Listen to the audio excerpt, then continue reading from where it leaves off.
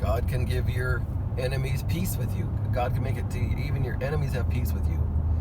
And they can see you, and they have all the issues are exactly the same, and yet they're at peace with you. They're not stirred to anger towards you, coming at you. You know, you can sow all kinds of seeds of stupid, but you're still under the favor of God, and none of them will attack you, and it'll appear as though it doesn't even matter. But if you cross the line with God personally, then all of a sudden God will start stirring up your things, and everything will come crashing down.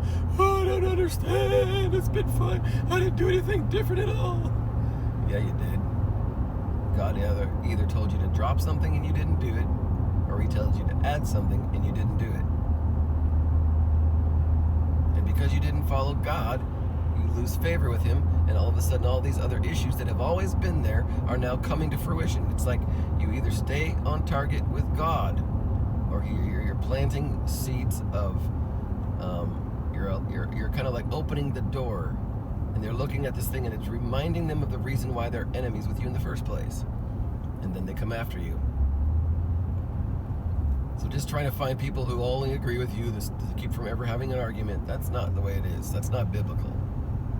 That's what I plan on doing for myself, just because I just don't like listening to the voice of other people who talk different. But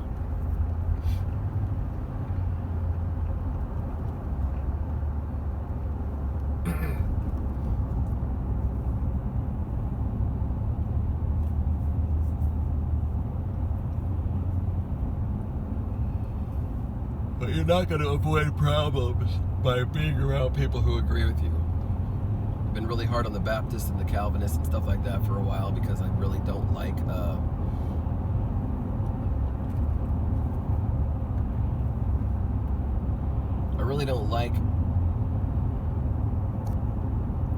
people disagreeing with me. They just see things so differently. Well, in my old age, I realized it's not about that. It's not about their denomination. I've met a Calvinist who had more decency than most people in my own circles. Very good man. Worked really hard in order to share the gospel with very poor Muslims. Did a great job serving the Lord in that department, and he was a card-carrying Calvinist. His doctrine was wrong, and his heart was more discerning than most people in my own circles. He's more trustworthy than an Arminian, and that's an insult to the Arminians, that there's a better Calvinist than us. But that's not the majority. Most Calvinists I've met are very, very easily deceived, and they're not looking at the Lord clearly. They're looking at popularity, where they can get more people and stuff like this. It's what they really care about, proving that their heart is not looking at God. If you're looking at God, you're going to pass all kinds of tests. The almost like this, the almost like this, the almost like this, all these almosts. What the heck?